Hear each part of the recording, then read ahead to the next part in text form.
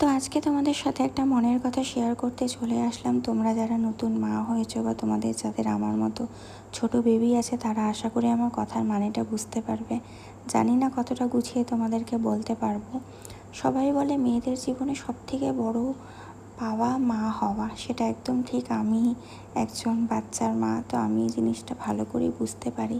কিন্তু আমার মাঝে মধ্যে মনে একটা প্রশ্ন হয় যে আচ্ছা, মা হওয়ার আগেও তো আমার একটা লাইফ ছিল, মা হওয়ার আগেও তো আমি কারোর বাড়ির মেয়ে ছিলাম। তো আমি কোথাও না কোথাও গিয়ে সেই পুরনো লাইফটাকে খুব মিস করি। মনে হয় কাশ সেই লাইফটাকে যদি একদিনের জন্য ফিরে পেতাম। জানি এটা সম্ভব না, কারো জীবনে সম্ভব না। ওটাও আমার লাইফের একটা পার্ট ছিল, আর এটাও আমার লাইফের এখন একটা পার্ট চলছে। আর প্রত্যেক কয়টা পার্টকেই মানিয়ে নিয়ে চলতে হয়, আর সেটা চলছিও। আমি বলছি না যে এই লাইফটা খারাপ, আগের লাইফটা ভালো, এই লাইফটাও ভালো। কিন্তু ওই লাইফে এত দায়িত্ব ছিল না মাথার ওপরে।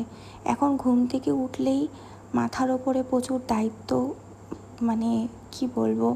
আর তার মধ্যে কিছু মানুষের কথা, মা হলে এতটুকু করতেই হবে। আমরা 3-4টা বাচ্চাকে মানুষ করেছি। হ্যাঁ, মা হওয়া তো মুখের কথা নয়। আমি একবারও কি বলেছি যে আমি আমার বাচ্চার দায়িত্ব নেব না? আমি আমার বাচ্চার দায়িত্ব মরার আগ পর্যন্ত নেব।